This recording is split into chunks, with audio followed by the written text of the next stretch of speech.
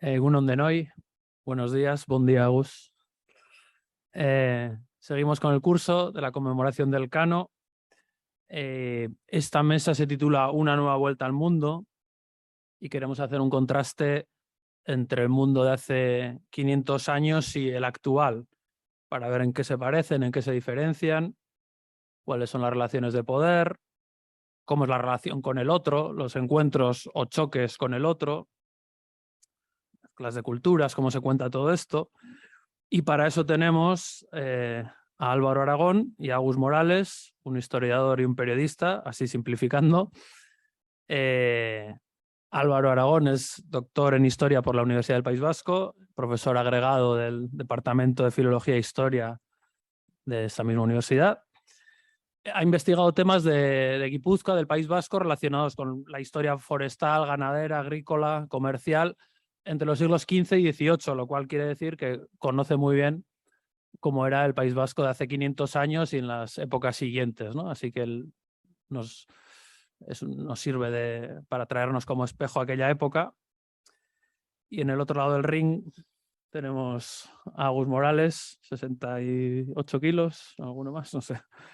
Bueno, es doctor en lengua y literatura, alguno más, después de ayer sobre todo. Es periodista y conoce buenos pedazos del mundo de hoy, porque fue, bueno, corresponsal de la agencia EFE en India y Pakistán entre 2007 y 2012. Y luego en todos estos años, desde entonces, ha seguido trabajando en muchas partes del mundo, escribiendo crónicas. Sobre todo ha seguido las historias de refugiados en África, en Asia, en América, en el Mediterráneo. Ahora está muy pendiente de Ucrania, va y viene o intenta ir. Ha publicado libros como No somos refugiados, Cuando todo se derrumba, que es una crónica sobre la pandemia. También escribe novela, Ya no somos amigos. Bueno, y fundó uno de los proyectos periodísticos creo que más interesantes de los últimos años, que se llama 5W, que os recomiendo mucho que miréis. Tiene una web, tiene una revista en papel y, bueno, son crónicas internacionales de larga distancia muy bien trabajadas, ¿no? Entonces, lo que vamos a hacer es que Álvaro va a hacer su exposición, después la hará Agus y después, bueno, abriremos un diálogo entre los dos que abriremos también a cualquiera de ustedes que quiera preguntar, comentar, lo que sea, turno abierto. Así que directamente, Álvaro, eskerrik asko. Vale, es que ricasco. Bueno, cuando se nos lanzó este reto, se nos preguntaba cómo ha cambiado el mundo desde la primera circunnavegación, ¿no? Si realmente ha cambiado tanto.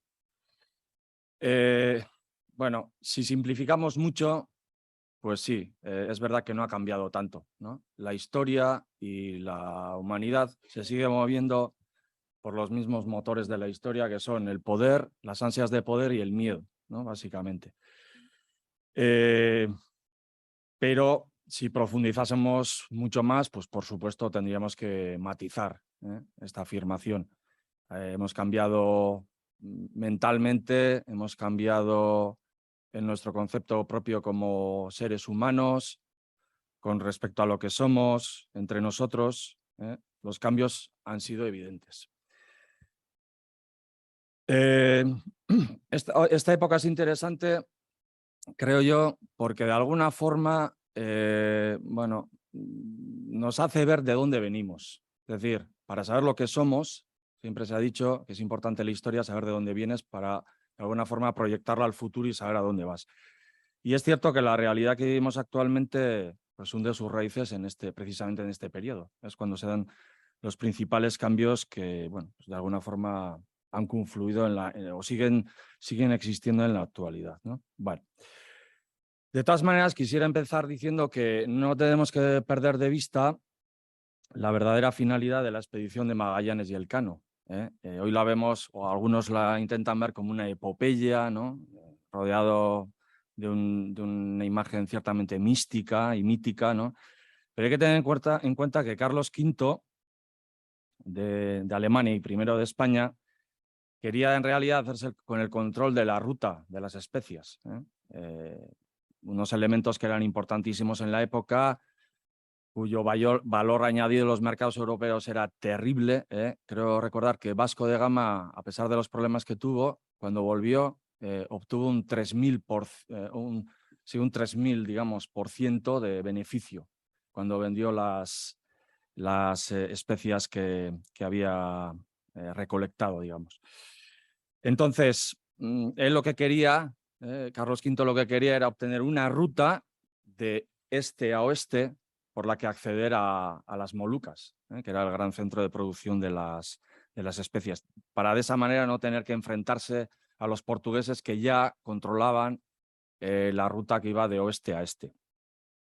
Por tanto, el verdadero objetivo de la expedición era económico y comercial, aunque también político, por supuesto, porque como emperador que era, a partir de 1519, y como luego más tarde ocurriría con las Islas Filipinas, en realidad los monarcas castellanos o de la monarquía hispánica lo que pretendían era expandir sus dominios.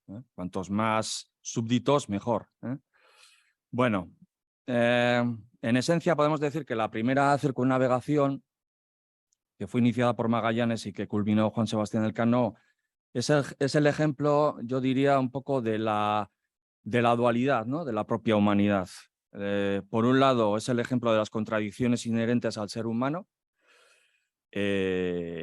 Bueno, es la prueba evidente, digamos, del desarrollo tecnológico y científico, de un uso que podemos considerar más o menos adecuado, ¿no?, a lo que sería nuestro punto de vista actual, de lo que debe ser el uso de la tecnología y de la ciencia, uniendo de alguna forma o poniendo en contacto diferentes civilizaciones, culturas, productos, tecnologías, personas que de alguna forma facilitaron o permitieron la mejora de las condiciones de vida, ¿no?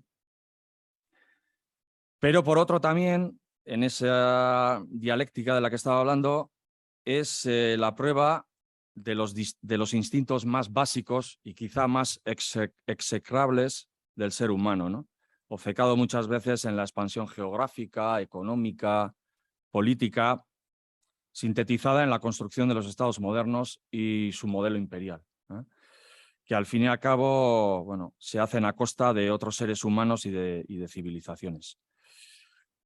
Curiosamente, se da la paradoja de que este es el momento en el que se inicia, digamos, un mundo más global. Ayer ya se nos dijo, Sirio nos dijo que ya desde el siglo XIV hay una especie de globalidad, pero que todavía no abarcaba lo que era el continente americano, sino que era más bien entre África, Asia y Europa. Pero con los descubrimientos y con, por ejemplo, la primera circunnavegación, esta época cada vez más global, paradójicamente, provocó una atomización de los estados europeos, que les llevó a una competición entre ellos y un conflicto que en realidad es lo que impulsó el desarrollo de la competitividad, el capitalismo, la ciencia, la industria y la revolución militar, la propia construcción del Estado moderno. Podemos decir que al mismo tiempo, cuanta más globalización, más fronteras. Un poco se asemeja esta época a lo que estamos sufriendo hoy día. Se está hablando mucho de globalización, pero de alguna forma estamos implosionando también hacia estados más nacionales, más identitarios, más cerrados con respecto al otro, ¿no? La primera circunnavegación se produjo en un momento en el que se estaban formando lo que se han dado en llamar en historiografía los estados modernos. Como mencionan autores como, por ejemplo, Charles Tilly, la coacción y la violencia ejercidas por los estados fortalecieron su formación. Pasamos de un mundo medieval en que la violencia es ejercida por diferentes agentes a un momento en el que es el Estado el que monopoliza la violencia, en sus diferentes vertientes. No solamente pensamos en algo, digamos, sangriento. Hay muchas formas de violencia. Los diferentes modelos de violencia fortalecieron, por tanto, la formación de los estados. La guerra y la construcción del Estado tuvieron una estrecha vinculación. El propio Tilly afirma que la guerra dio lugar a la formación de los estados modernos y viceversa. Los estados modernos se valieron de la guerra y coadyuvaron al desarrollo militar e industrial y de la revolución militar. Desde entonces, guerra, Estado, nación y economía capitalista han ido de la mano prácticamente, siendo la delincuencia, la piratería, la rivalidad, el orden público o la guerra realidades de un mismo ámbito, que hoy día perduren. Paulatinamente los estados comenzaron a monopolizar la violencia, pero para eso se llevó a cabo y se extendió lo que se ha dado en llamar la estrategia del miedo o la psicología del miedo. Es decir, crear al enemigo. La manera de unificar a la gente es creando un enemigo externo. Y para eso, pues lo que se hizo es tipificar, criminalizar, controlar y perseguir grupos marginales o marginados, como son, por ejemplo, las brujas, los judíos, los musulmanes, los judeoconversos, los moriscos. Incluso, con el tiempo también, prácticas religiosas y sexuales consideradas heterodoxas, heréticas o inapropiadas. Es decir, los estados crearon el problema y al mismo tiempo la solución. Lo mismo que se está ocurriendo hoy día. Y podríamos hablar largo y tendido sobre ello y me imagino que luego en el debate surgirá. El miedo exigía y justificaba las represalias, el sometimiento de las heterodoxias y herejías y la garantía de un entorno estable y seguro, que dejaba el orden público, la seguridad en manos de los aparatos del Estado.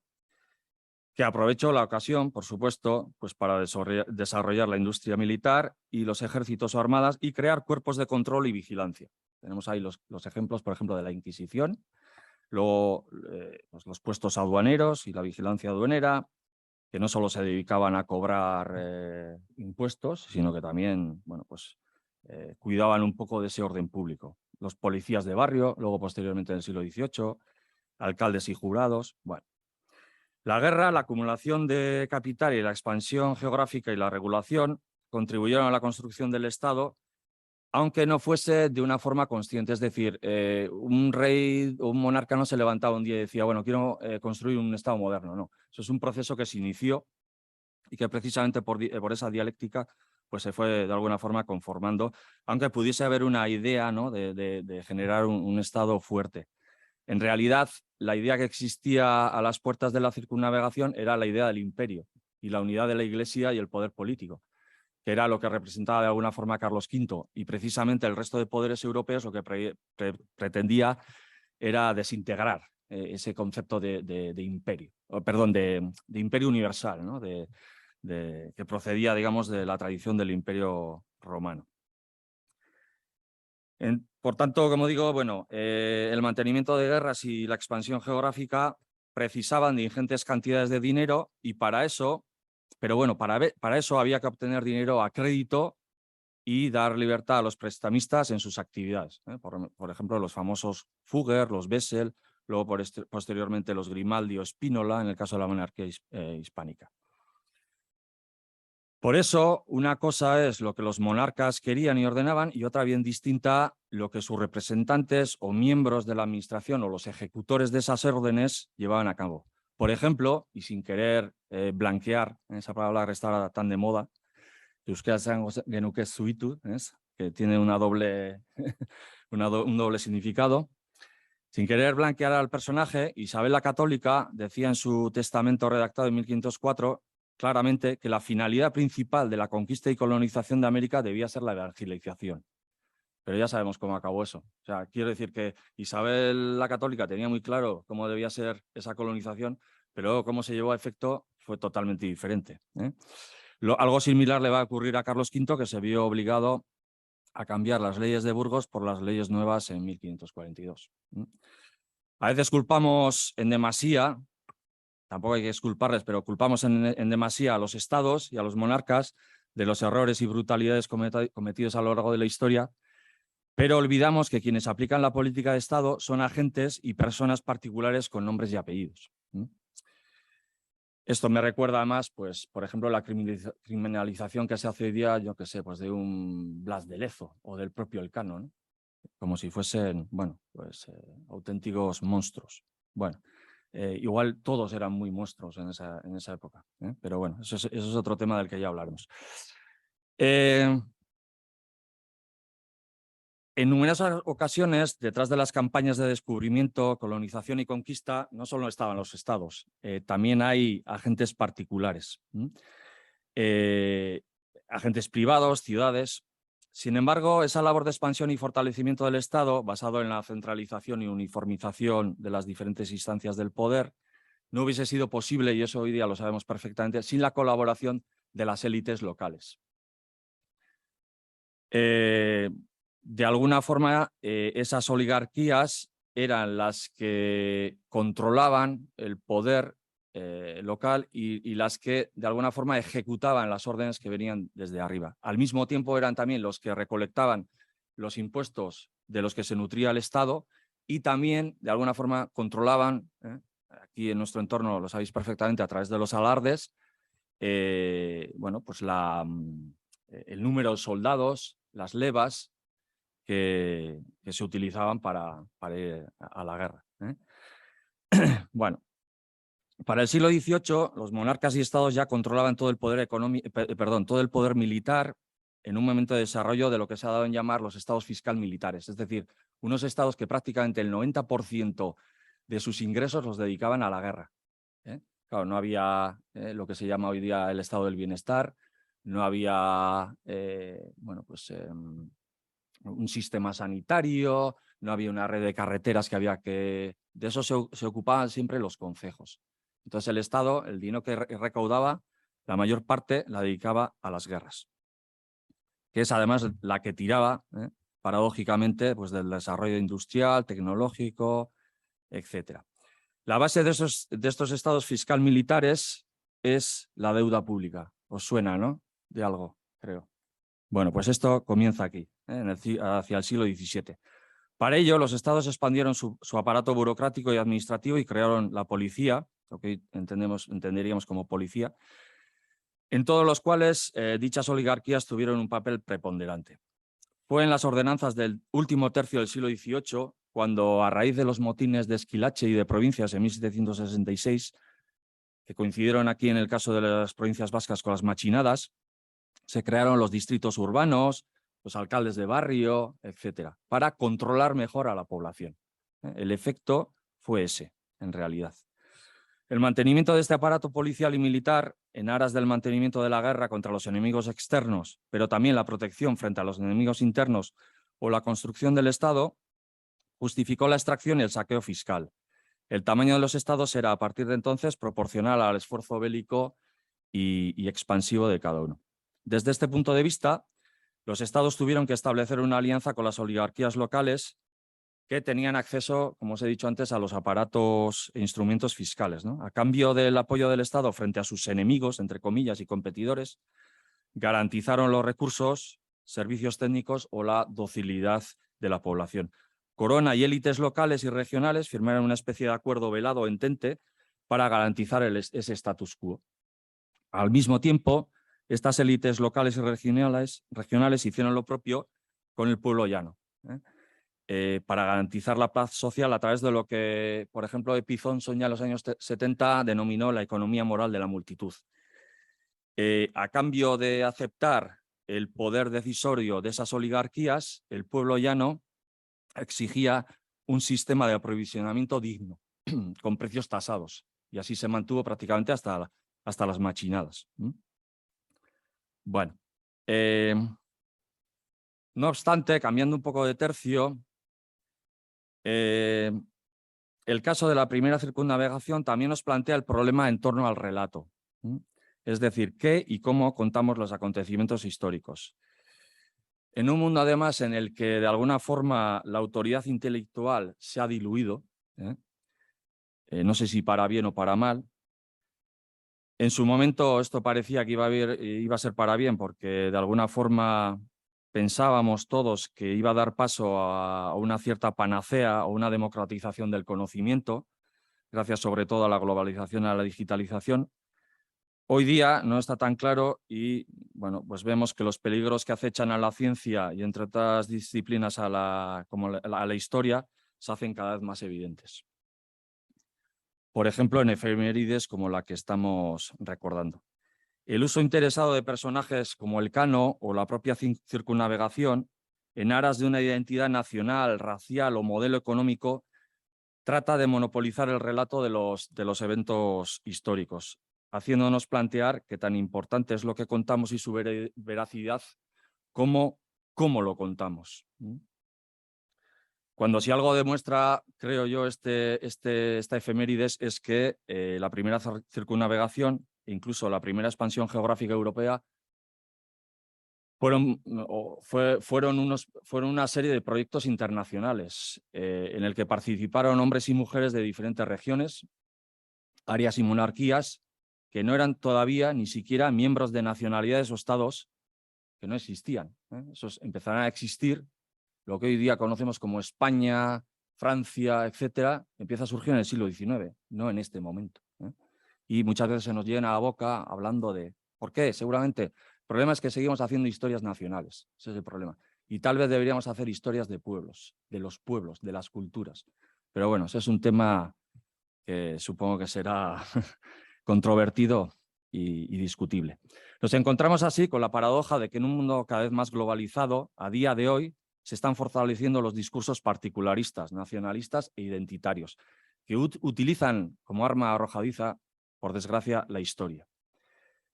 Se produjo en su tiempo, por tanto, como se está produciendo en la actualidad, una fronterización de la humanidad, pero también de la propia historia.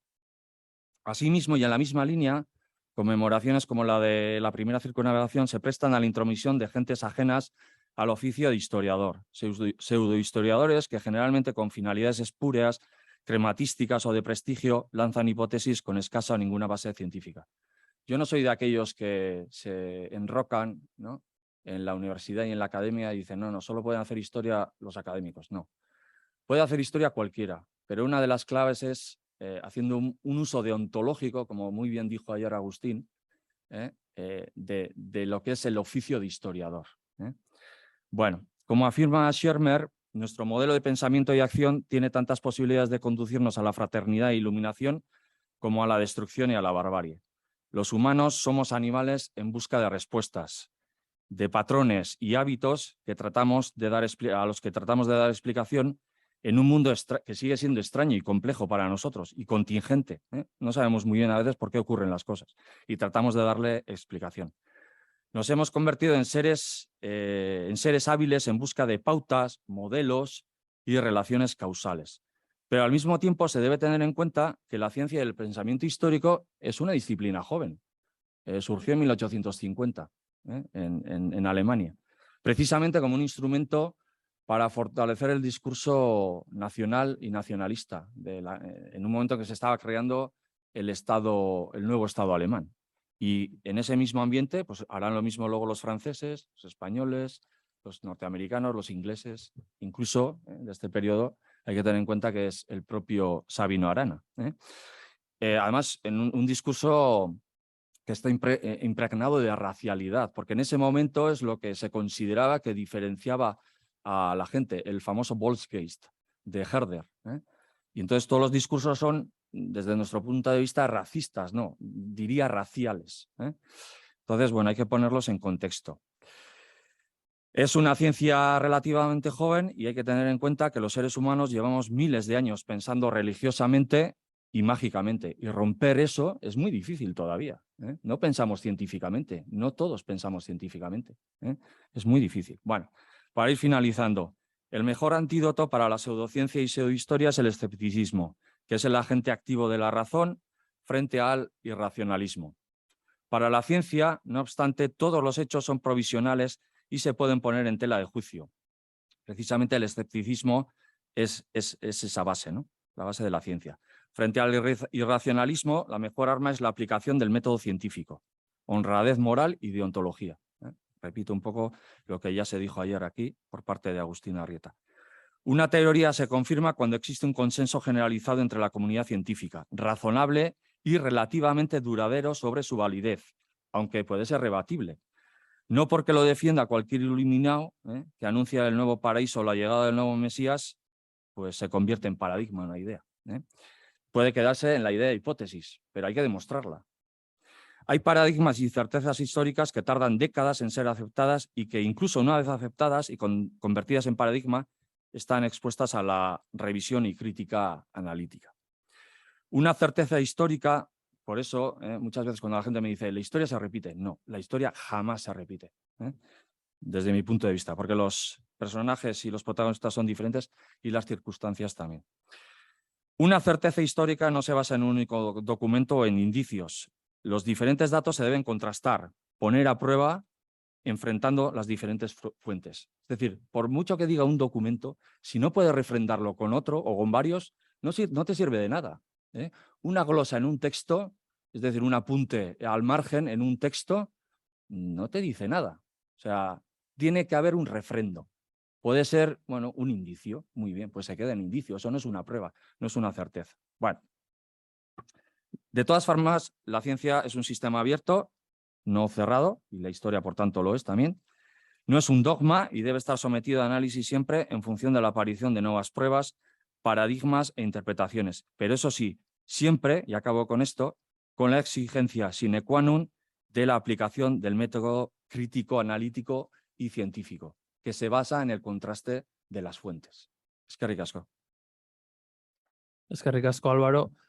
Ha sido muy interesante oír grandes partes de tu intervención. Parecía que estabas hablando de 2022, ¿no? De ciertos usos sociales y organización. Así que a ver qué nos cuenta Agus sobre sus andanzas por el siglo XXI. Agus. Egunon, ¿se me oye bien? Sí. Bueno, muchas gracias en primer lugar a la Fundación Elcano por la invitación y un placer estar aquí con Ander y con Álvaro. Y nada, muy contento de estar en Donosti.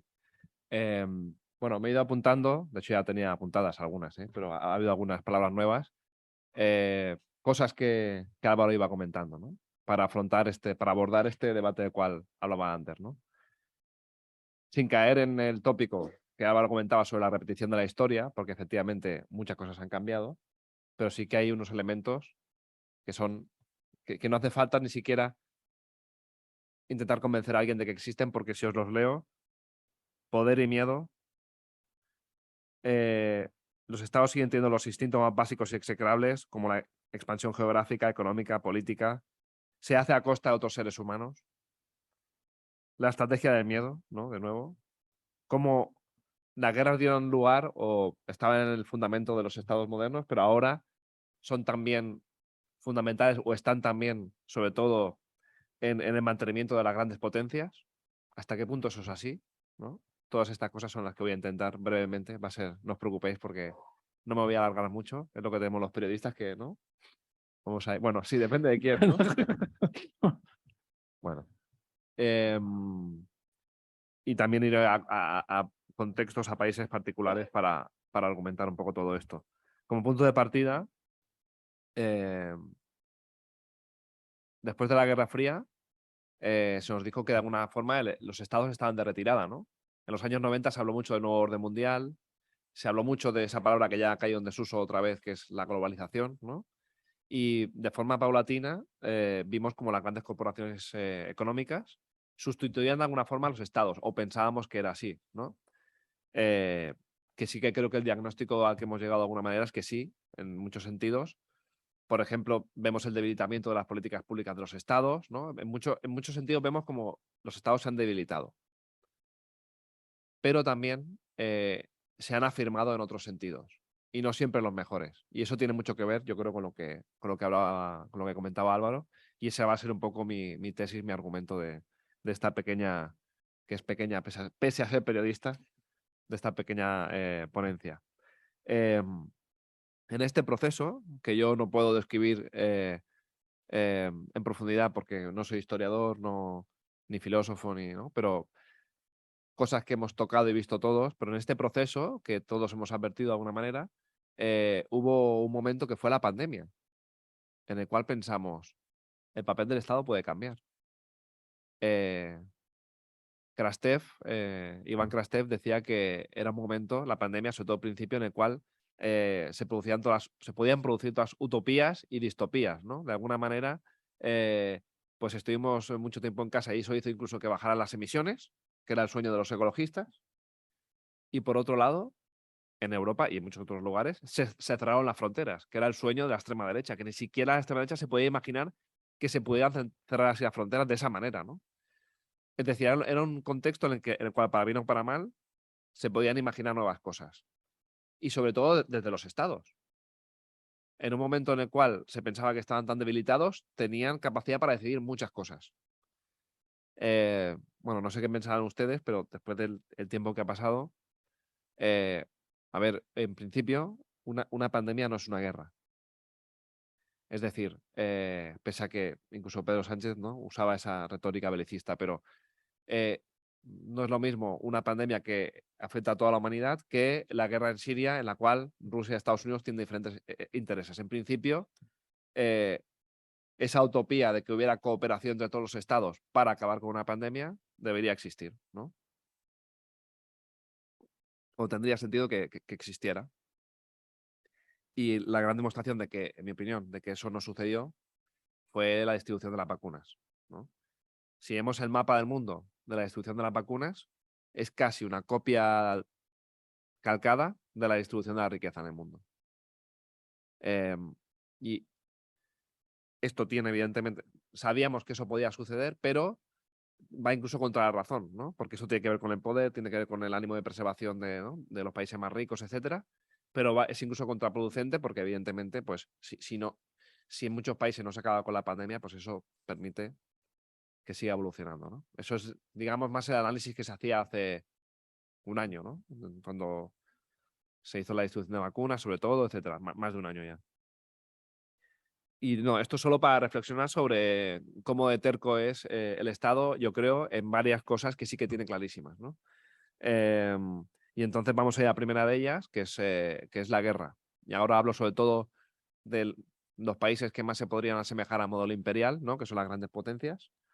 Y cómo efectivamente sí que las usan como mantenimiento del poder, pero hasta qué punto eso es eficiente o no. Pues, por ejemplo, en el caso, bueno, quizá el caso más emblemático de guerra imperialista del siglo XXI, quizás Irak, pero me voy a detener más en Afganistán primero, ¿no?, con Estados Unidos. Porque sí que creo que es la guerra que de alguna manera simboliza no el fin, pero sí la caída del poder estadounidense, de la supremacía estadounidense, ¿no? De hecho, después del 11S, la invasión que lanza con el apoyo de los países de la OTAN, etcétera, se ve que claramente es el gendarme mundial, y cuando se retira por la puerta de atrás, con la vuelta de los talibanes al poder, pues creo que hay un arco histórico ahí, hay un arco histórico. Pero me quiero referir en concreto, en el caso de Afganistán, a algo que tiene que ver con la narrativa, con cómo contamos cómo contamos todo esto, cómo lo contamos lo que pasó hace siglos y lo que pasa ahora, que se cuenta igual, desde la perspectiva del poder. El gran ejemplo de esto, por bajarlo a tierra, ¿no?, que siempre estamos aquí con lenguaje abstracto, pero en Afganistán se habla de que la historiografía, sobre todo anglosajona, de que es el cementerio de los imperios. ¿Por qué? Porque allí cayeron el Imperio Británico, cayó la Unión Soviética. Bueno, como sabéis, en los años 80 hubo la invasión de la Unión Soviética, de Afganistán, y sobre todo Estados Unidos y Arabia Saudí financiaron la resistencia mujahideen desde Pakistán, que ese fue el origen luego. De hecho, Al-Qaeda nació allí en el 88, etcétera. Bueno, pero la Unión Soviética también fue de alguna forma derrotada. Después vino un gobierno rotatorio mujahideen y una guerra civil y la llegada de los talibanes. Y después ya, en el siglo XXI, la invasión de Estados Unidos. Y se recurre mucho a ese mito de Afganistán como cementerio de los imperios, ¿no? Y un poco lo que creo que lo que vale la pena proponer es lo contrario. Es decir, que es casi una constatación histórica. Ya no es un imperativo ético, sino creo que casi periodístico, en el sentido de ver qué ha ocurrido y describirlo. Y no es que haya sido un cementerio de los imperios, sino que los imperios han convertido ese país en un cementerio, ¿no? Que es cambiar la perspectiva, es irnos a pensar, en este caso en Afganistán, ¿no?, guerras que se hacen a costa de otros seres humanos, ¿no?, decía Álvaro, darle la vuelta a eso, ¿no? O, por ejemplo, en otro contexto, aquí, por ejemplo, en el Estado español, cuando hablamos sobre migraciones y se habla mucho de la frontera sur, yo un reportaje que hice lo titulé Frontera Norte, porque si el sujeto principal de lo que yo estoy escribiendo son las personas que emigran, hablo con ellas, para ellas eso no es la frontera sur, para ellas es la frontera norte, porque vienen del sur, ¿no? Bueno, ese cambio de perspectiva, que en ese terreno, que ahora lo voy a tocar un poco más, que es el de las migraciones, yo creo que es esencial, ¿no? Pero en el caso de Afganistán solo quería señalarlo, ¿no? Sobre cómo hemos percibido esa guerra y cómo se puede percibir, ¿no? Tenemos, bueno, la definición técnica casi de guerra imperialista reciente, que es Ucrania, ¿no? El caso de Rusia es interesante porque también entrando más allá de la información más reciente que supongo que siguen a través de los medios de comunicación, los bombardeos, etcétera, todo esto no. Bueno, si quieren luego podemos hablar, pero a mí algo que me llamó la atención cuando fui, ya lo veía desde fuera, pero cuando fui a Ucrania me llamó mucho la atención y tiene que ver con cómo contamos las guerras, cómo contamos qué son los estados, cómo contamos, ¿no? el mundo contemporáneo en este caso. Es que había una narrativa muy clara. O sea, en ninguna guerra yo creo que haya estado, la narrativa era tan clara, ¿no? Había tal nivel, no, polarización siempre hay en una guerra, ¿no? Pero, no sé, en otros escenarios hay diferentes grupos. Están, sobre todo, muy atomizados, pueden estar los grupos, aunque haya estados enfrentados. Pero en este caso, la narrativa estaba muy marcada, ¿no? Y era que, sobre todo, pues, una narrativa, pues, la narrativa prorrusa y la antirrusa. Y en la gente, por ejemplo, que yo sobre todo seguía a las personas refugiadas, lo que te transmitían, y ves que todo eso permea, es un discurso ya no antirruso, sino anti-Putin, ¿no? El hecho de que haya un personaje también tan clave en la narrativa que vehicule tanta energía a favor y en contra, eso determina de forma importante luego cómo se piensa en la guerra y también cómo escribimos, ¿no? Realmente es una guerra muy fácil, se puede escribir muy fácilmente sobre ella, no escribir, sino publicar, ¿no? Porque hay veces que dice, bueno, Afganistán, pero están los talibanes, pero está Hezb Islami, está, bueno, como que enseguida al público le cuesta entrar, ¿no? Aquí, por motivos obvios, es todo lo contrario, ¿no? Y de hecho está el clásico, que es por el motivo por el cual la gente entra, de que todo eso lo puedes relacionar con lo que pasa en casa, ¿no? Y no quiero decir las exportaciones de trigo, no. Me refiero a el consumo político diario de aquí, ¿no? Bueno, pues esto. Y esto está, ¿no? Esto se incorpora, por ejemplo, al debate pues, nacional sobre cualquier tipo de polémicas recientes, etcétera, ¿no? Y eso está ahí. Bueno, eran como dos apuntes que creo que eran interesantes. Y luego, a ver. Bueno, 3 minutitos solo, ¿eh, Ander? Vamos bien. 10 o 15 más. ¿Sí, más? No te pases, no. Bueno, luego, esto era como un poco para entrar y lo que quería realmente proponer como tesis es que lo que hoy sostiene, y esto afecta a las grandes potencias y a todos los estados, sobre lo que hoy se sostiene en todos los estados es sobre las fronteras. Y sobre todo sobre la violencia en las fronteras. Esto es un factor esencial. O sea, por ejemplo, en el caso de la Unión Europea, yo creo que la última década, últimos 15 años, sobre todo, en vez de... Antes yo recuerdo que sí que se proponía como un proyecto afirmativo o de propuesta, ¿no? Y ahora cada vez más es un proyecto negativo. Y esto tiene que ver mucho con las fronteras.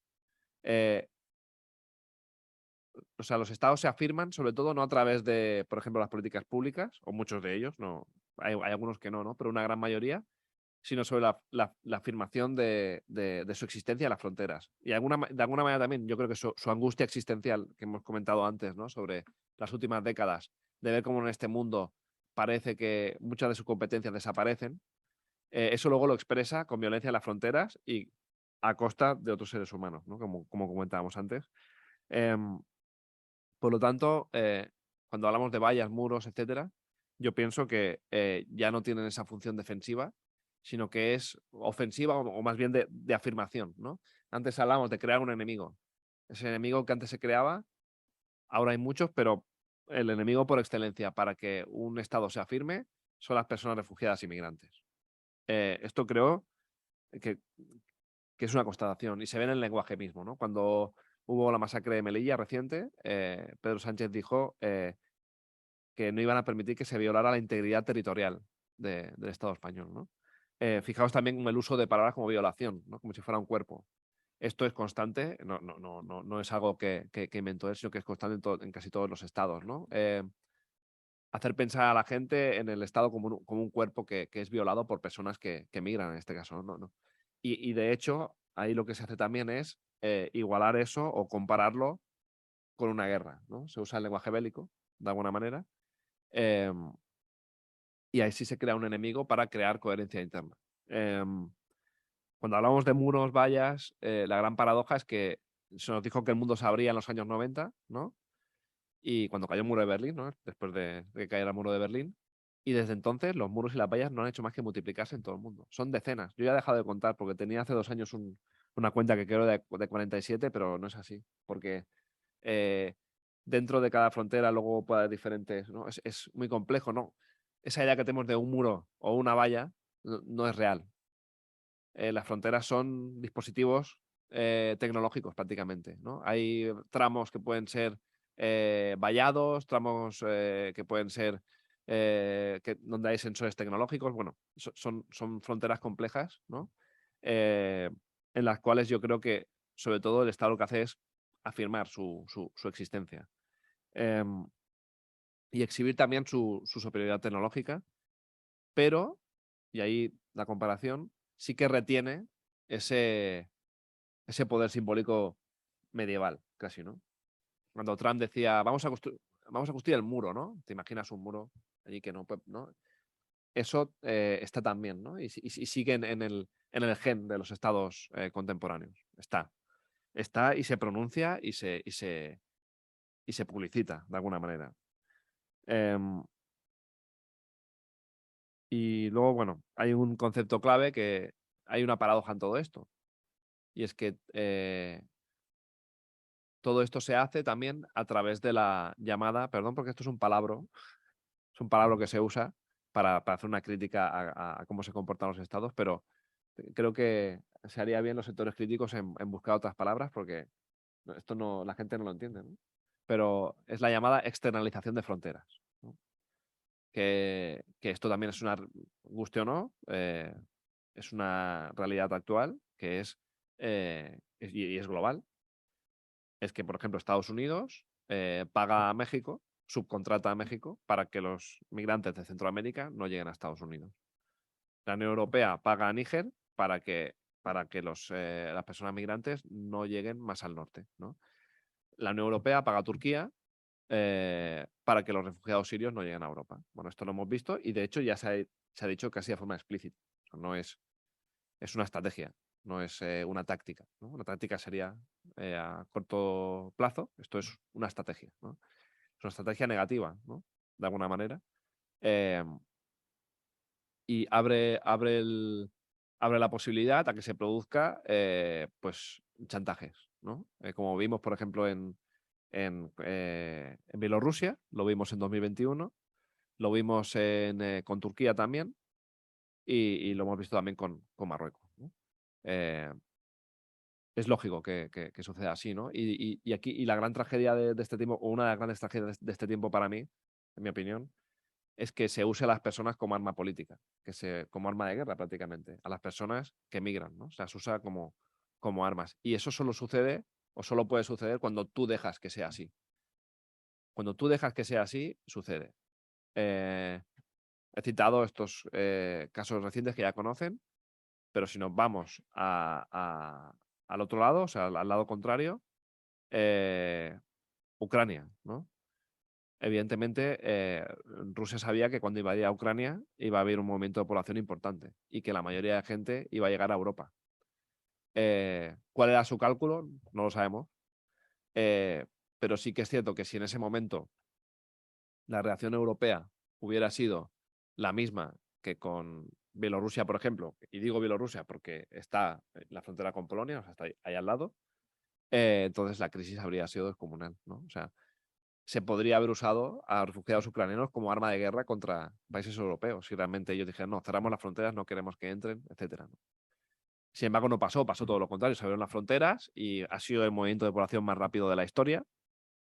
Dicen que es de la Segunda Guerra Mundial, pero es que antes no había registros de ese tipo y es en semanas millones de personas. O sea, no hay comparación con otros movimientos de población transnacionales. Y en este caso, ese chantaje, chantaje no, esa estrategia que se podría hacer de guerra contra otro bloque político no ha sucedido, ¿no? Entonces, bueno, he dejado ahí unas cuantas cositas para reflexionar, no me quiero alargar, pero si queréis ahora podemos empezar el debate, ¿no? Muy bien, gracias Agus, gracias Álvaro por vuestras aportaciones. Se han ido entrelazando muchos temas desde hace 500 años hasta hoy y yo os paso ahora alguna pelota para que juguéis y luego abrimos también el juego cuando ustedes quieran. Álvaro ha explicado muy bien cómo se forma, bueno, él ha explicado que esa época de hace 500 años sobre la que ahora estamos reflexionando es un poco la que funda el mundo en el que vivimos hoy, los estados, la guerra, la violencia como manera de conformarse y de formarse, estrategias de violencia, de búsqueda de un enemigo, Agus explica que siguen ocurriendo hoy en día de maneras parecidas, con otras tecnologías, con otro mundo, pero con un fundamento muy, muy parecido, ¿no? Con un instinto muy, muy parecido. Yo me pregunto entonces si este estado que se fue formando, como dices, igual no de manera tan consciente, con un plan premeditado desde el principio, pero que sí fue sedimentando así. Agus dice que en un momento de la pandemia efectivamente hubo la posibilidad de pensar que podía ser distinto y que podía cambiar. Yo me pregunto, esa es la forma en la que nos hemos organizado en el mundo durante estos siglos hasta hoy. Me pregunto si somos capaces de imaginar o de proponer una alternativa, cómo podríamos organizar el mundo de otra manera, si es inevitable que los instintos humanos acaben formando estas formas políticas violentas, injustas, si hay alguien, una ideología, alguna corriente, alguien que proponga otra cosa más o menos realizable. ¿Qué podemos proponer? ¿Qué alternativa puede existir a esta manera de organizarse? Que parece ser que es mejorable, porque habéis hablado de violencia a costa de los demás, de miedo, de utilización de las personas como arma. ¿Hay alguna posibilidad de que esto sea distinto? Buena pregunta.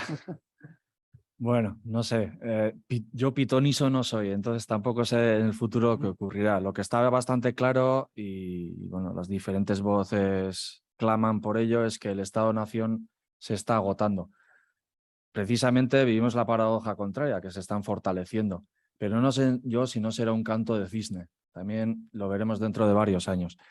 Alternativas, claro que existen, pero bueno, al final, las estructuras de poder que nos hemos dado, pues de alguna forma nos acogotan a nosotros mismos. Quiero decir, antes de venir aquí estábamos hablando del pinchopote y demás. Nosotros como occidentales, claro, es muy difícil concebir un concepto de Estado diferente porque vivimos muy cómodos. O sea, nosotros somos el primer mundo, entre comillas. No sé yo cómo me plantearía la cuestión si viviese en África y si fuese un migrante. Quiero decir que para nosotros el status quo es lo que vivimos y es cómodo. Vivimos en una comodidad de la que quizás no queramos salir. Sabemos que hay guerras, conflictos, pero nos pilla bastante lejos. Entonces, bueno, desde esa comodidad creo que es bastante difícil cambiar eso. El día a día, pues sí, cada día se está volviendo más asfixiante. Y bueno, hay claramente una cada vez mayor distancia entre la práctica del poder, ¿no? y las vivencias de la gente. Pero no sé yo hasta qué punto vamos a reaccionar a ello. Precisamente yo creo que muchos de estos discursos que se generan son precisamente para esconder las problemáticas de los estados occidentales. Y como decíamos antes, pues la mejor manera de unir a la gente y que no se lance contra los poderes establecidos es crear un enemigo externo. Y eso es en lo que estamos. O sea, mientras eso no cambie, no creo que exijamos a los poderes que cambien realmente. Hay plataformas y hay movimientos sociales, por supuesto, pero yo creo que la gran mayoría, yo al menos lo que percibo en mi entorno, vivimos tan cómodos que no nos planteamos esas cuestiones. Incluso formamos parte de ese discurso porque, claro, vienen a molestarnos, ¿no? Que se queden en sus países. Es que siempre están relacionados con la delincuencia, ¿no? Al final entramos en los prejuicios que se hablaba ayer del ni, ¿es? El qué soy, la identidad. La identidad se construye frente al otro. De alguna forma, cuanto más frente al otro estés, más seguro estarás de quién eres tú mismo, ¿no? Y ahí estamos en esa disyuntiva que desde la perspectiva, yo creo que occidental, es muy difícil cambiar de momento. Pero No, bueno, no no sé. sé si es muy pesimista pensar que hay un determinismo de que somos tribales y que nos organizamos en tribus y no tenemos otra manera y necesitamos tener un enemigo, ¿no? ¿Tú crees que hay otra manera, Agus, o cómo lo ves? Sí, sí, yo estoy convencido. O sea, no, a ver, no de que vaya a suceder. No, porque eso, como decía, yo he aprendido una cosa, que los periodistas no tenemos que hacer pronósticos. Porque con Ucrania decía no sé qué, con Afganistán también. Yo Afganistán, el día 15 de agosto, es cuando entraron los talibanes a Kabul, aún no me creía que se quedaban, ¿no? Y todo el mundo decía, bueno, en fin, da igual. Que no, periodistas y pronósticos mal. Pero que si hay, por supuesto que hay muchas cosas que se pueden hacer. Claro, hay una cuestión que es evidente, que un cambio profundo del modelo productivo, modelo económico, modelo político, bueno, eso es muy complejo, o sea, no. Pero hay cosas que se pueden hacer ya hoy y que son muy sencillas. Y hemos visto que, mira, a mí me gusta hablar siempre de lo que pasó en Ucrania, o sea, evidentemente lo ves y con ojos críticos, ¿no?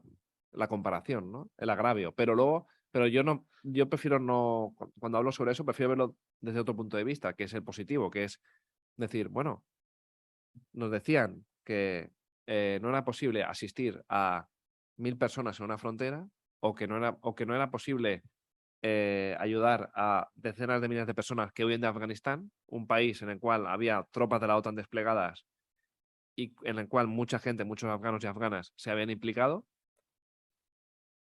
pero ahora en semanas, eso en años, en décadas, pero ahora en semanas, Europa es capaz de dar la bienvenida, no de acoger, porque ya eso ya es más, de dar la bienvenida a millones de personas de Ucrania.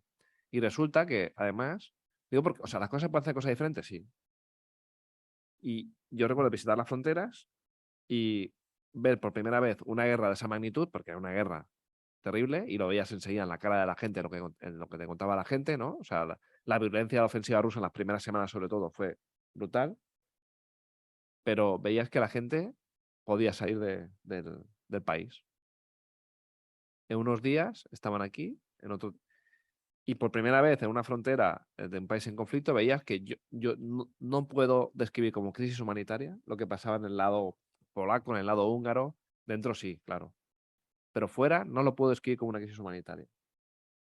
O sea, no veía mucha necesidad de que fueran ya ONGs o internacionales, quiero decir. ¿Por qué? Porque había voluntarios, si hay voluntad política popular, se puede hacer de todo. ¿Pero esto es para ser optimistas o para ser pesimistas? Quiero decir que hemos acogido a los ucranianos. Yo y a creo lo- que para ser optimista. Pero quiero decir que, ¿por qué hemos acogido a los ucranianos y no a los sirios o a los afganos? Este es el tema de mi O próximo. a los sudaneses, claro. Como sabes, Ander, este es el tema de mi próximo libro.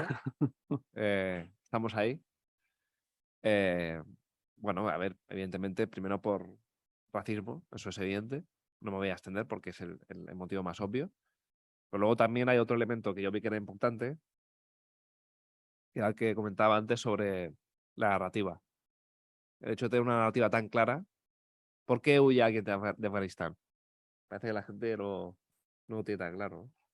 Pero en el caso de Ucrania sí, ¿no? Y yo creo que eso es clave para interpretar lo que todo el mundo tiene en la cabeza por qué, ¿no? O identifica incluso al culpable, ¿no?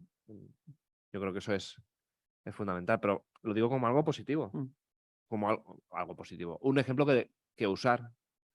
Decir, no, es posible hacer esto.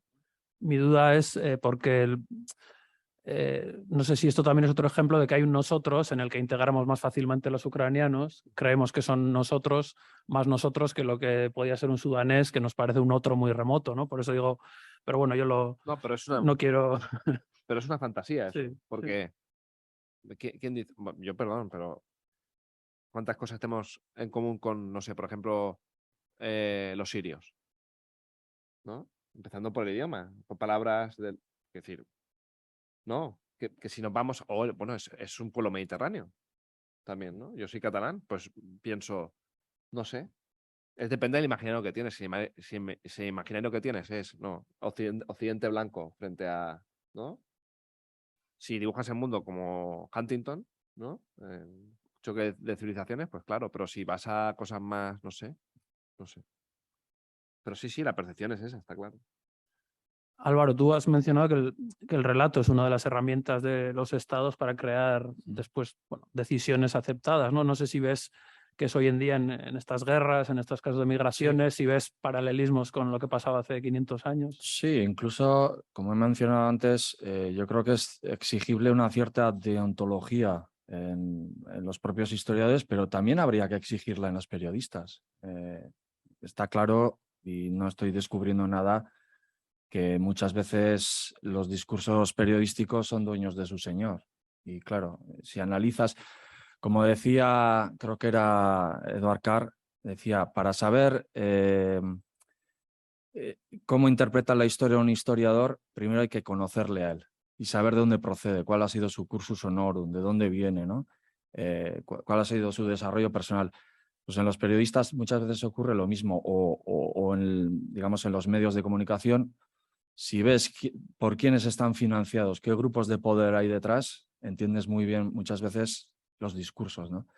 Y a veces esto es una cosa que, no sé, ahora igual no es tanto, pero ya tenemos internet y puede haber también, bueno, hay también más peligros.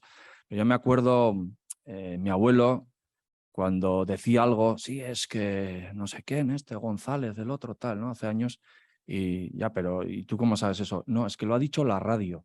Ah, concho, si lo dice la radio y la televisión, es verdad, ¿no? Y hoy día con mis alumnos ocurre un poco lo mismo.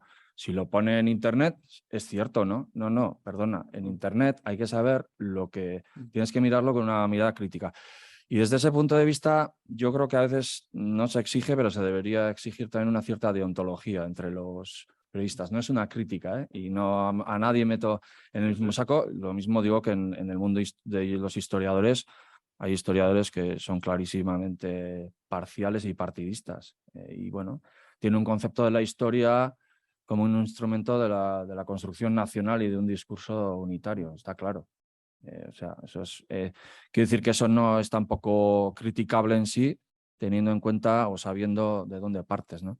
Entonces, desde ese punto de vista, sí creo que también importa también mucho en la actualidad qué es lo que se cuenta y cómo se cuenta, porque eso cambia mucho nuestra perspectiva. Yo creo que es una pregunta, Agus, yo creo que últimamente está de moda y creo que es muy sana que nos hagamos quién escribe, quién soy yo, desde dónde escribo. Eso es clave, ¿no? Y creo que reflexionamos mucho más sobre eso que hace unos años, me parece a mí, en mi experiencia, no sé, de trabajo desde hace 20, 25 años, ¿no? Y Agus ha puesto unos ejemplos muy claros con lo de la frontera sur y la frontera norte, ¿no? De quién es el protagonista y quién habla. Y yo te quería preguntar, Agus, precisamente, pensaba preguntarte sobre esto. El título de tu libro es No somos refugiados. Es un libro sobre refugiados. El título es una primera persona en plural. Hablan ellos. Y cuando toman la palabra, hacen un discurso que rompe nuestro prejuicio. Bueno, es un libro sobre refugiados y lo primero que te dicen es que no somos refugiados. Entonces, ¿tú cómo planteas eso? Tus historias, ¿quién las cuentas tú, las escribes tú, pero desde dónde las escribes? ¿Qué relatos crees que estábamos ignorando por escribirlas viendo solo la frontera como una frontera sur y no una frontera norte? ¿Crees que hay ámbito ahí de trabajo por hacer? ¿Tú te lo has planteado? Sí, yo me he planteado, de hecho, dejar de hacer eso un poco, porque hay un momento que pensaba, no sé cuál puede ser mi aportación en ese terreno, pero ahora estoy haciendo lo contrario otra vez. Sigo trabajando en eso porque es que me parece uno de los grandes temas de nuestro tiempo, ¿no? Por desgracia, ¿eh? Porque podría ser por otros motivos, pero em, bueno, no, el planteamiento que yo parto con todos los prejuicios que tenía y que tengo todavía. O sea, no, eso no, supongo que de eso no te desprendes nunca, pero el planteamiento era justo ese de que hablaba antes, ¿no? De dar la vuelta. Y en ese sentido, pues, en este caso, el ejercicio del libro simplemente es, a partir de crónicas en todo el mundo, en Siria, Afganistán, México también, ¿no? También para romper con esa idea de que los refugiados no están sea, la gente que huye de la violencia en Centroamérica, ¿por qué no puede tener derecho al asilo, ¿no? Todo eso también se pone sobre la palestra, pero al final, bueno, la frase, de hecho, la frase de no somos refugiados me la dijo un refugiado sirio en la isla griega de Lesbos, que me dijo, bueno, nosotros teníamos una fábrica en Alepo, teníamos mucho dinero, ganábamos no sé cuánto a la semana, y me dice, nosotros no somos refugiados. Nosotros no somos parte de esa masa empobrecida que intenta llegar a Europa y que vosotros habláis mal de ella en la prensa, ¿no? Como esa distancia respecto a una figura, la de persona refugiada, que antes tenía su prestigio, ¿no? Incluso en la Guerra Fría se usaba como casi como ataque al otro bloque porque era una figura de prestigio que tú acogías porque era una persona perseguida, era el exilio, ¿no? Y ahora, eso por un lado, ¿no? Y luego por el otro, la constatación de que la mayoría de personas que piden el asilo no lo reciben, ¿no? Por lo tanto, la mayoría de las personas a las cuales decimos personas refugiadas, la mayoría no lo son realmente, técnicamente, o sea, no tienen protección internacional, ¿no? Entonces el libro lo que hace es problematizar todo eso. Yo voy a seguir siendo catalán, occidental, blanco, esto, ¿no? Pero lo que sí que puedes tener es un poco de visión crítica y decir, bueno, yo lo que pienso siempre es, soy periodista. ¿De qué estás hablando? No sé, del trigo, pues, ¿de qué estás hablando aquí? De personas. Entonces, ¿cuál tiene que ser el centro del relato? Pues esas personas, y tienes que mirarlo intentar mirarlo desde su mirada, ¿no? Si la miras desde los estados, que eso se hace cada día, pues no. Entonces el planteamiento es ese, no es ninguna cosa muy revolucionaria, pero Hay un pequeño librito de un autor italiano, Davide Ennea, creo que es, no recuerdo el nombre, está en la editorial minúscula, sobre Lampedusa. Y a mí me gustó mucho ese libro, cuenta a la gente que trabaja como voluntaria, los que llegan a Lampedusa, sus historias, las historias de la gente del pueblo. Y en un momento dice, en todo este relato nos falta la voz de los que han hecho ese viaje, que dentro de unos años llegará y nos la contarán, pero son ellos los que tienen que contar lo que han vivido, ¿no? Y yo me acordé de la suerte que tenemos de que en euskera se ha publicado Miñán, que es un relato que seguro que muchos conocéis, de un joven guineano, que es estremecedor y es, junto con Amechar Zayus, que él dice que él escribe el libro con las manos y Ibrahima con su voz, es el testimonio, o sea, hablan ellos, ¿no? Creo que será una aportación interesante. Te iba a preguntar, Álvaro, también el miedo al otro, ¿no? No sé muy bien qué diferencias, claro, hace 500 años supongo que las sociedades eran más homogéneas y hoy en día tenemos al otro en nuestra sociedad y nosotros estamos en las sociedades de los demás. Hay una página web en la que salen más de 100 personas que viven en Donosti hablando sus lenguas, es decir, cuando se dicen en Donosti ¿qué idiomas se hablan? Pues hay personas que hablan más de 100 idiomas, ¿no? Entonces, quiero decir, ahí sí que puede haber un cambio, ¿no? De cómo era la sociedad entonces a la de ahora. El otro, la percepción del otro, ¿crees que ha cambiado mucho? ¿Lo tenemos más integrado? Bueno, al final el otro también ocurría un poco lo que ocurre ahora. Y eso sí que lo podemos sacar como conclusión y similitud entre un periodo y otro. Al final los seres humanos yo creo que nos seguimos moviendo por los mismos sentimientos, ¿no? De duda, de fragilidad, de miedo, ¿no? Y entonces, bueno, siempre lo desconocido o lo que no es del todo conocido siempre es peligroso. Y más en una cultura como era aquella en la que, bueno, lo que se priorizaba era un poco la ortodoxia, ¿no? Tanto ideológica como, por ejemplo, religiosa. Tenemos que tener en cuenta que son sociedades mucho más religiosas, en las que la religión tiene mayor implicación. Pero también es verdad que es una religión en algunos casos que está muy lejos de lo que pudiéramos considerar como ortodoxia religiosa, porque era una mezcla todavía de paganismo, incultura. Tenemos que tener en cuenta que la gente en este periodo, en este mismo entorno en el que estamos, el 90% eran iletrados. Además, no había escuelas, había algunas, pero no había escuelas. Habitualmente, la única manera, digamos, de formarse, de formación, era el púlpito, era la iglesia. Las misas se daban en latín. La gente de aquí no entendía nada. Hasta prácticamente el siglo XVII, con el Concilio de Trento, no se empiezan a dar las misas en lengua vernácula. Entonces, bueno, como decía antes, por ejemplo, ejemplos como el de la brujería, tienen su base en parte en ese tipo de cuestiones. Bueno, en Trento se establece una ortodoxia dogmática que se intenta aplicar. Cuando van a aplicarla, se dan cuenta de que realmente, bueno, en todo el entorno del Cantábrico y del Pirineo, son sociedades realmente dogmáticamente, digamos, muy atrasadas, en las que el dogma cristiano es una mezcla clarísima de costumbres ancestrales, paganas. Entonces, claro, ahí es cuando intenta las autoridades meter mano. Tenemos que tener en cuenta también que esta zona es, como decía antes él, tiene una cuestión importante, y es que vivimos en frontera. Una frontera que en el momento además era políticamente inestable, la guerra entre Francia y España. Hacía pocos años además que Navarra se había conquistado. O sea, no están castellanizados del todo los navarros. Hasta 1647, en el que se les da un privilegio porque se les considera como castellanos y tienen los mismos privilegios, pues no están integrados en la corona. Entonces, quienes además juzgan eso son gentes que proceden, por ejemplo, de Logroño, que tiene una cultura barroca, castellana, bueno, que ve con mucha perplejidad lo que está ocurriendo en esos valles. Por eso quiero decir que el otro no solamente, nosotros hoy día identificamos el otro, pues otras razas, otros países, no, dentro de cada uno había otros, o sea, había muchos otros.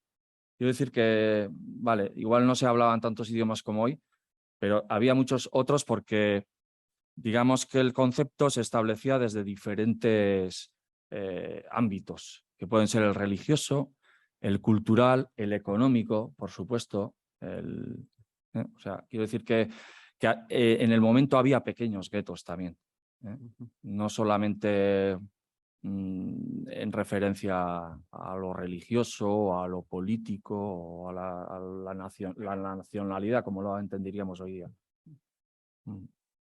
No sé si alguien quiere ir lanzando preguntas, comentarios, críticas.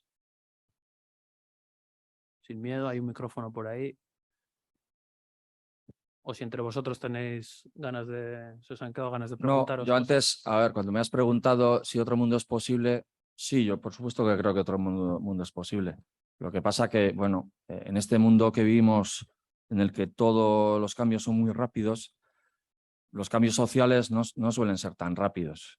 Es verdad que se ha acelerado, pero bueno, me imagino, se están llevando a cabo iniciativas. Por ejemplo, mirando un poco o echando la vista atrás, pues en nuestro entorno, iniciativas, por ejemplo, como las de los auzolanes, que digamos es el trabajo comunitario, bueno, pues están aportando cosas interesantes.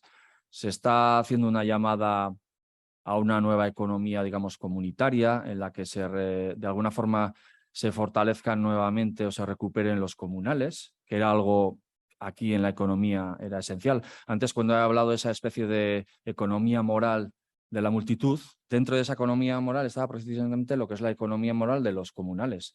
El acceso libre o pseudo libre a los comunales por parte de los habitantes, de los vecinos de las... Entonces, en este momento en el que estamos en una crisis energética, también política, pues bueno, seguramente el futuro irá por esos tiros. Tendremos que volver a reunirnos en pequeñas células para autogestionarnos, tanto económicamente como políticamente, a pesar de que luego pues, bueno, existan macroestructuras en las que estemos integradas. Pero el funcionamiento actual, yo creo, de la administración es que no funciona. Nos estamos burocratizando. Yo que estoy en el mundo de la universidad, no os podéis ni imaginar. O sea, te devora la burocracia. Para nada, para hacer nada. Es que, o sea, lo que antes hacías en 2 días, ahora necesitas un mes. Y encima no llegas. Es que es absurdo. O sea, estamos metidos en una estructura absurda que nos está devorando. Es terrible, de verdad. No sé si es que me estoy haciendo viejo o qué, pero... Sí. Ya queda un poco apocalíptico esto. Sí, no sé. estamos llegando a un absurdo. Sí. Quiero decir que, bueno, la burocracia y la administración está bien, pero sí tiene una lógica y es efectiva, pero no. Estamos entrando en un círculo en el que, bueno, hay que hacer ciertas cosas porque hay que hacerlas, pero es que eso no mejora, ni acelera, ni simplifica los procesos. Es al revés, los complica más. Entonces dices, joder, ¿y para qué estoy haciendo esto? Si es más trabajo todavía. Bueno, no sé. ¿No hay una cierta sensación, Agus, de que estamos en vísperas de que esto reviente o cambie muy fuerte? La pandemia, la guerra, la escasez, los problemas logísticos. Parece que una sensación como que en vísperas de un cambio gordo de mundo que no sabemos, entonces tenemos miedo, inquietud. ¿En qué momento ves tú que estamos? Tengo muchos sentimientos encontrados sobre todo esto, porque bueno, claro, en 5W, la revista que hacemos unos cuantos, claro, tratamos temas que son duros, ¿no? Pero que son los temas que, pues, hablamos de la guerra, de migraciones, derechos humanos, y alguna vez nos han dicho que, bueno, que somos no apocalípticos, pero sí que qué visión tan oscura, ¿no?, sobre el mundo que damos. Luego, cuando publicas otra cosa, te dicen que Que eres un frívolo. sí, o no lo leen. Pero no, yo en el fondo soy optimista, ¿eh? Pero claro, hay cosas que sí que ya son incontestables, ¿no? Y por ejemplo, el tema de personas refugiadas. Se ha llegado ya con Ucrania a los 100 millones de personas desplazadas a causa de la violencia. Digo, para poner en perspectiva esto que decimos, "Oh, hay más guerras que nunca, todo se va al garete", ¿no? Pero en el caso concreto de las guerras, sí que es cierto que no solo que ha habido un aumento, sino que sobre todo no se han resuelto otros conflictos. Es decir, el motivo por el cual hemos llegado a más de 100 millones de personas desplazadas a causa de violencia en el mundo, o sea, personas refugiadas y personas desplazadas dentro del país, es por un lado nuevas guerras, como lo fue Siria en su momento, como lo es Ucrania, y por el otro, que hay guerras que no se resuelven. O sea, ese fracaso de la paz. Y eso hace que hace 10 años era inimaginable que se llegara. O sea, es más del doble de personas que hace 10 años. O sea, no. O sea, no hay, yo pienso, no sé. No, esto ya es una cuestión que se me escapa, ¿no? Pero no hay un destino hacia el cual irremediablemente nos abocamos. Nos vamos abocando. Y en este caso concreto, porque otros, por ejemplo, tema de clima, creo que peor, ¿no? Pero en este caso concreto yo sí creo que aquí a unas décadas ese número, o al menos ese porcentaje respecto a la población mundial, porque el porcentaje ha crecido, no es ese porcentaje, va a disminuir. Tiene que disminuir. A poco que se sea mínimamente eficiente con algunas guerras en cuanto a proceso de paz, y a poco que no se produzcan nuevas guerras terribles, ¿no?, como en este caso la Ucrania, fue la de Siria, en su momento Afganistán e Irak, vamos, es que o sea, es un ritmo difícil de sostener, de hacer que tanta gente huya de su casa a causa de violencia. Entonces, aunque sea solo en ese sentido, pues sí que, no sé, la realidad me hace pensar que eso en algún momento tiene que bajar, porque sí. Entonces, esta es mi nota de De optimismo. ¿Qué te optimismo. parece? Que peor no se puede ir. Sí, Vamos, en este ámbito, desde luego. No, bueno, es verdad que ahora vivimos en una especie, a ver, la historia de alguna forma podemos considerarla que es pendular, o sea, hay subidas y bajadas. Ahora estamos en un momento, digamos, de bajada, porque hay más polarización social que nunca, más diferencias políticas y económicas que nunca entre los países y regiones. Entonces sí que es un momento gris, ¿no? O oscuro. Quiero decir que es muy difícil en este momento bueno, pues ver cosas positivas al 100%, ¿no? Pero siempre con la esperanza de, como ha ocurrido en un pasado, tampoco tan lejano, bueno, de que las cosas luego van a ir remontando. Es un poco el concepto que ya desarrolló en su día Schumpeter de la creación destructiva. O sea, hoy día en el mundo de la economía o de la historia económica, la gente es más reticente a utilizar la palabra crisis económica. Y de lo que se habla es de eso, pues de una destrucción constructiva, de que, digamos, lo que está, el status quo, se tiene que demostrar para volver a reedificar otra cosa. Entonces, bueno, ya veremos con perspectiva dentro de unos años si realmente estamos en ese momento. ¿Se está destruyendo igual el sistema capitalista y vamos a otro sistema? Pues no lo sé, ya lo veremos, como no somos pitonisos. Pero lo único bueno y por ver algo positivo es que casi yo creo que estamos lo más abajo posible o nos estamos acercando, eso espero, y a partir de ahí pues volveremos a remontar. Por supuesto que tiene que haber cambios. El sistema, como decía antes, el sistema económico en el que está basado la economía mundial ha llegado a su tope. Bueno, hay voces que preconizan pues, que para el 2000, creo que es 50, si no antes el 30, ya todo este tema de los hidrocarburos y tal, o sea, se va a agotar porque se está agotando. O sea, ya desde el 2015 creo que la cantidad de petróleo extraída ha caído. Y de alguna forma Oreca tú, ¿no? Equilibraba, eso es, equilibraba gracias, por ejemplo, al fracking en Estados Unidos. Pero todo eso se ha ido al garete. Ha tenido que poner el Estado norteamericano, ha tenido que poner una burrada de pasta porque había sido aquello la panacea, todos ellos invertían en eso y ha sido un bluff. Entonces, lo que estamos viviendo ahora, aparte de la guerra de Ucrania, tiene que ver mucho con eso. Que estamos en una economía supuestamente infinita de plusvalías, pero en un mundo finito. Entonces, ahí hay un desequilibrio entre una cosa y otra y algo habrá que cambiar. Bueno, me ha recordado esto un chiste ruso cuando decían que la Unión Soviética nos llevó hasta el borde del abismo y con Yeltsin ahora hemos dado un paso adelante, ¿no? Decían, o sea que había una pregunta por ahí. Sí, un comentario. En primer lugar, agradecer la intervención de Álvaro, de Agus y de que me han parecido muy interesantes y además me han parecido muy complementarias. Me ha interesado mucho ese apunte que ha hecho Álvaro hacia los periodistas, que también son creadores de narraciones. Y ayer fue un poco el tema del que nos ocupamos y la figura del periodista apenas se mencionó y bueno, me parece que hay que incorporarlo como creador de narraciones que generan identidades, corrientes, etcétera, etcétera. Pero bueno, dicho esto, un comentario que también salió ayer con respecto al otro, ¿no? Agus ha señalado bueno, lo que le interesa, los problemas en las fronteras, etcétera, etcétera, problemas enormes, pero yo quisiera señalar otro aspecto de este problema y es que el otro ya está aquí también. Y esto es una novedad. Es decir, el mundo ha cambiado a una velocidad impresionante, yo diría, en los últimos 20 años.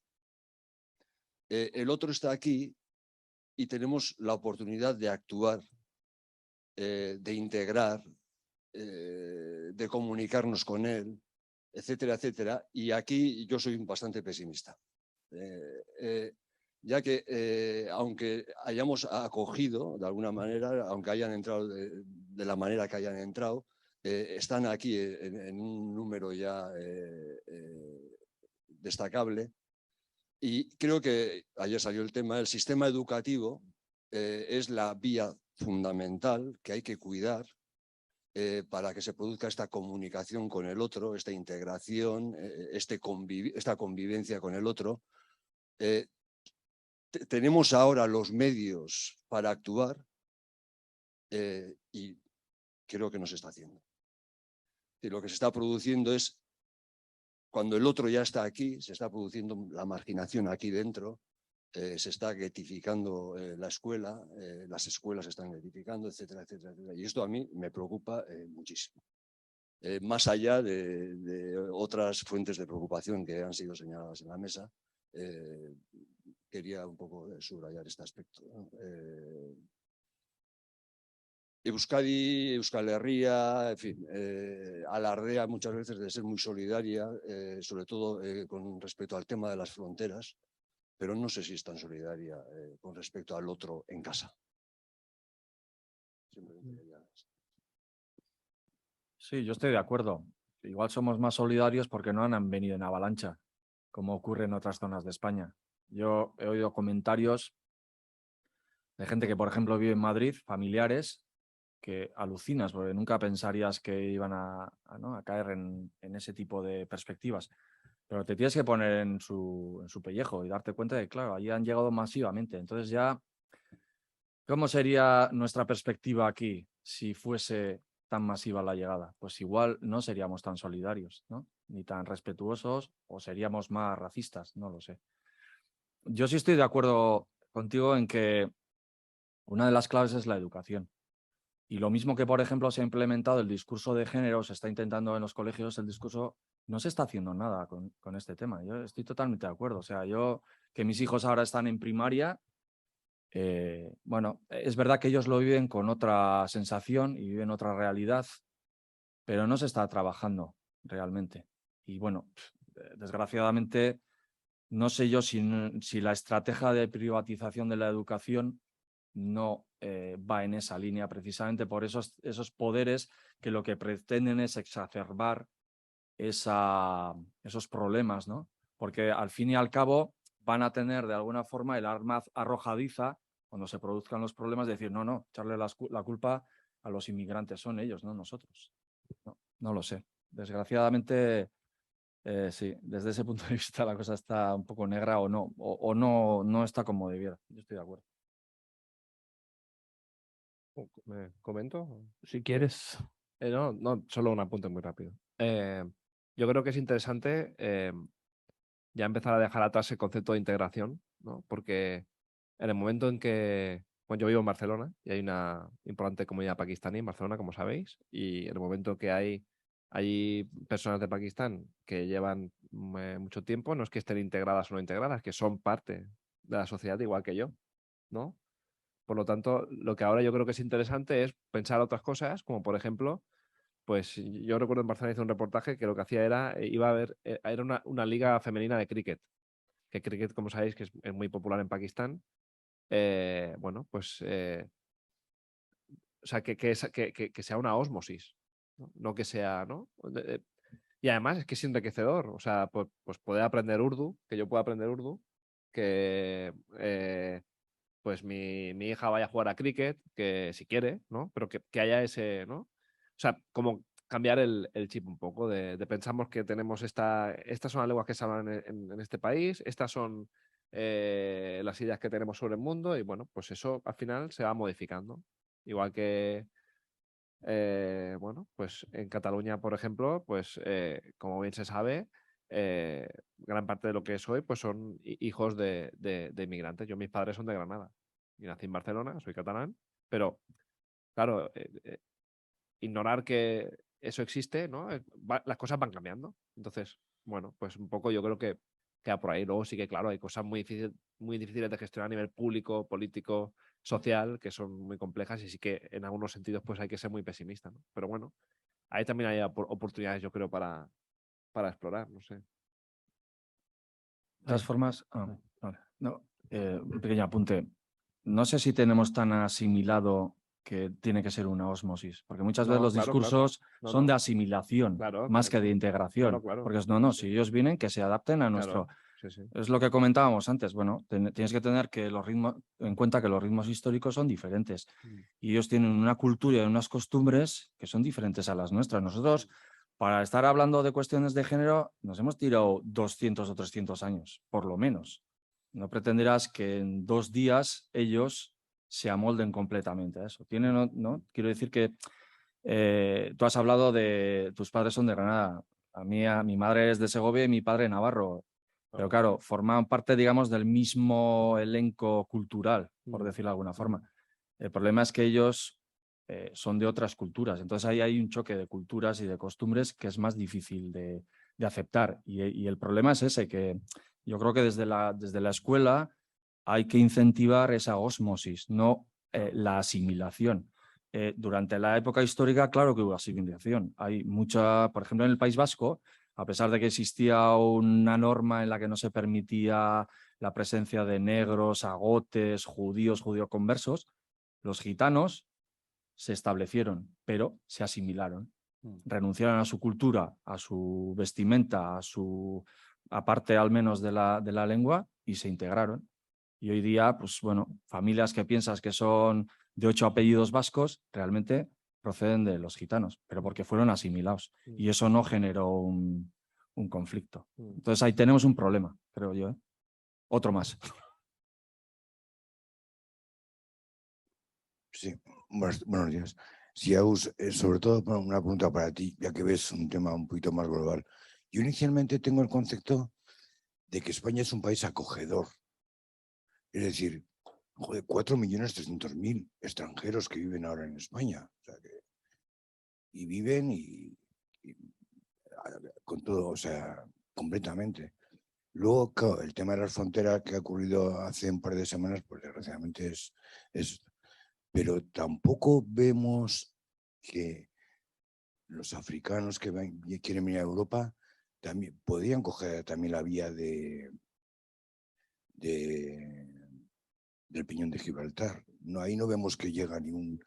Es decir, que entiendo que España inicialmente es un país acogedor de extranjeros y que es una vía hacia el resto de Europa. No sé, ¿tú entiendes también que es un país acogedor y que en realidad, bueno, pues ahí desgraciadamente hay cosas pues, como lo que ocurrió hace 2 semanas que son deplorables, pero en realidad es un país acogedor? Y ya para terminar, también has visto el conflicto que tenemos aquí en la frontera con Francia, ¿no? Que por gente que quiere trasladarse, ha habido 9 muertos. Yo hablaba con ONGs, tanto de aquí como de Francia, y me han dicho, joder, menos mal que nos lo devuelven. Porque en realidad lo que tenía que hacer Francia, de acuerdo con su legislación, es cogerlos en Bayona y llevarlos otra vez a su país. Un poquito, ¿me puedes dar tu opinión? Sí, a ver, la primera pregunta, tendríamos que pensar qué es un país, ¿no? Si nos referimos a un país como gobierno, como el Estado, entonces los datos nos dicen que España es uno de los países. No hay una cultura de acogida establecida desde el punto de vista político en España. Y si nos vamos a los datos, por ejemplo, con las peticiones de asilo, España tiene una de las ratios más bajas de Europa en cuanto a concesión de la protección internacional.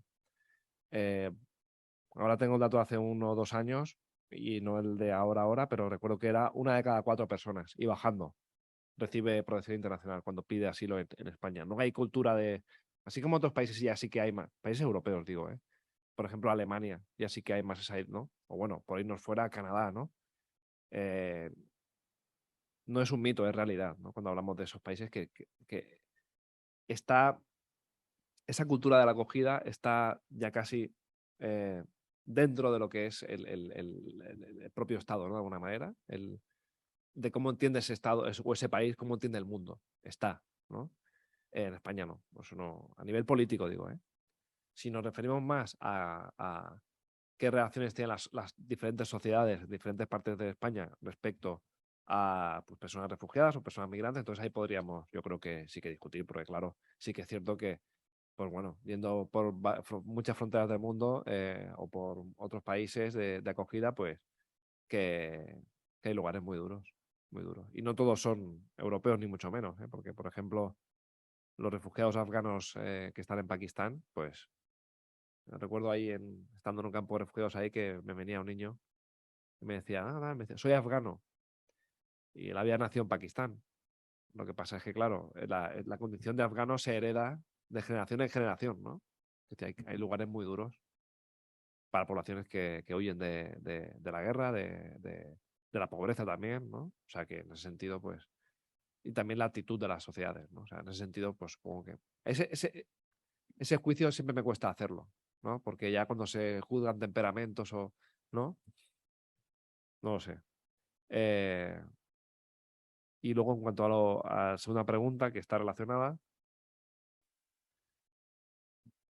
bueno, es que evidentemente esto lo sabemos, la mayoría de las personas que llegan a España no llegan a España, quieren llegar a Europa, ¿no? Esto es una realidad. Eso no tiene que servir para hacer el discurso de, pues como no se quedan aquí, ¿no? No pasa nada, como, no. O sea, no. Pero es una realidad. Sí que es verdad que yo hablando con, no sé, por ejemplo, recuerdo en varios reportajes que he hecho, hablando con muchas personas, sobre todo de África Occidental, y relacionado con lo que preguntaba antes, cada vez más había como un escepticismo en cuanto a las posibilidades que tenían, por ejemplo, en Francia, que es un destino más natural porque comparten lengua, ¿no? Sobre todo los países de África Occidental, como que veían que ese destino ya no era, ya no es el que era, o que incluso te decían directamente, creo que allá hay mucho más racismo. Creo que ya, ¿no? Claro, es otro escenario, ¿no? No podemos comparar Francia con España en ningún sentido. Y quizá aquí aún no hay esa conciencia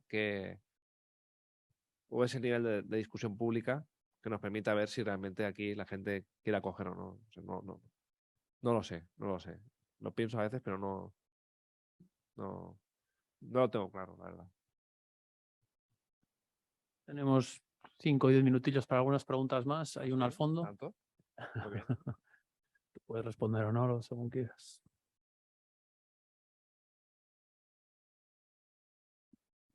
Es que recasco. No, lo mío es simplemente un pequeño comentario. Creo que se nos ha olvidado muy pronto que hemos sido hasta antes de ayer un país que ha emigrado, un país de emigrantes. Yo todavía por experiencia vital recuerdo en la década de los 60 el consulado de Venezuela en Bilbao, las colas llegaban a la calle de gente que acudía para obtener un visado de entrada. Y eso no es prehistoria, aunque soy muy mayor, pero no es prehistoria. Yo os traslado una pregunta un comentario que hacen online. Hay una persona, Cristina de la Peña, que en un momento dado decía, parafraseando a Manu Leguineche sobre la profesión del periodista, el periodista va y cuenta lo que ve, luego ya vendrán los historiadores a contar lo que ha pasado. ¿Qué comentáis de esto? Muy duro. Bueno, Cristina La Peña, si no me equivoco, es socia de 5W, lo cual la saludamos desde aquí. Pero muy duro, ¿no? Pues nada, yo me voy y Álvaro que se quede aquí. Nosotros también, hay que asumirlo, hacemos una interpretación de la historia. O sea, la historia, lo que realmente ocurrió es imposible saberlo porque no hemos estado allí. Y aunque hubiésemos estado, lo hubiésemos interpretado a nuestra manera, que es, por ejemplo, lo que hacen los periodistas. Tú, Sí. con la esta presente, digamos, o los antropólogos, ¿no? Tú estás dando tu versión y tu visión de lo que está ocurriendo. No significa que eso sea al 100% lo que está ocurriendo. Entonces, bueno, es una interpretación, pero todas las ciencias son interpretación. Hace años ya hubo muchas discusiones en torno a esto, con todos los discursos posmodernistas. Bueno, hoy día yo creo que los historiadores tenemos aceptado que intentamos acercarnos a la realidad. No lo conseguimos, pero nos puede ayudar a acercarnos. Yo veo que Agus se ha tomado la frase como un palo a los periodistas y yo no la veo tan claro que sea así. No sé si es un palo, que no sé si, si esa frase es un palo para los periodistas o para los historiadores o para los dos. No, yo lo había interpretado distinto, no sé cómo lo veis. ¿Cómo es? Que los periodistas van y cuentan lo que ven y los historiadores cuentan lo que El periodista va y cuenta lo que ve, luego ya vendrán los historiadores a contar lo que ha pasado. es Y muy dice que no ambigua es esa un frase, palo ¿no? para los periodistas. ¿Que no es? Que no es un palo para los periodistas. ¿No Claro, es? que no es un palo para los Bueno, periodistas. pero ahora que estamos con esto, y que se ha comentado antes, Álvaro, que decía la autocrítica de los periodistas, esto es un clásico, en realidad, que estamos siempre hablando de lo mismo nosotros. Lo que pasa es que es verdad que igual no tenemos la conciencia de que eso llega al público, ¿no? Pero estamos en un momento histórico en el cual la confianza entre el lector y el periodista está totalmente rota, ¿no? O sea, se ha perdido lo que decías de la radio. Lo ha dicho no sé quién, entonces no es verdad, casi es lo... ¿Eh? El tema de la autoridad. autoridad. Sí, pero incluso la autoridad, por supuesto, y esa relación de respeto, como de, yo respeto al lector, el lector me respeta a mí, ¿no? Eso, o sea, en buena parte se ha perdido. Y, Sí, y es un reto recuperarlo, ¿eh? Sí, Y- pero lo que no se puede negar es que luego, depende del sesgo que tenga el periodista, hay una interpretación otra. Yo me acuerdo cuando estaba en la carrera, uno de los ejercicios que hacíamos era, leías el Gara, leías El País, leías Luego apareció El Mundo, o muchas veces, yo qué sé, escuchando la radio, escuchaba Radio Euskadi y luego, pues yo qué sé, era un poco más oca y escuchaba o veía Intereconomía y esas cosas. Pero bueno, estaba bien para contrastar. Bueno, pues al final tú de ahí sacas tu propia conclusión. Pero era muy curioso ver las diferentes interpretaciones entre unos y otros en función del sesgo. Y esa frase de Leguineche es anterior a las redes sociales porque ahora mismo estoy pensando en esto de que la autoridad disuelta, que el periodista va, cuenta lo que ve, el historiador te explica lo que ha pasado y luego llega el tuitero y te dice a ti lo que tienes que... Esto porque lo hemos visto con periodistas que estaban sobre el terreno en Ucrania, en Rusia, y había gente en Twitter del salón explicándole qué es lo que él estaba viendo, ¿no? Entonces hay una parte sana de que cualquiera puede participar en el debate, pero esa disolución de la autoridad también puede traer que bueno, pues no tiene el mismo peso seguramente alguien que está sobre el terreno que alguien que está simplemente en su casa tuiteando, ¿no? Y es mucho más confuso y a la frase de Leguineche ahora habría que sumarle las redes sociales y la participación de cada uno con el fundamento que pueda tener cada uno. También es verdad que lo que uno ve, en este caso como periodista, tú no puedes decir, no, es lo que he visto, ya está. No, tú interpretas la realidad. O sea, y además es legítimo y es necesario, yo creo. No, yo esto no lo vi. Bueno. Sí, pero hay no que ser honesto y decir... Sí, sí. ¿no? Sí, no, eso por supuesto, pero además tiene un valor. El hecho de que tú puedas contar algo que has visto, pero lo ves y lo interpretas. Pero quizás el lector o el oyente ha olvidado eso. O sea, hemos olvidado que al final el periodista está haciendo una interpretación propia de la realidad. Bueno, sí. ¿No? La Yo creo gente- que sí.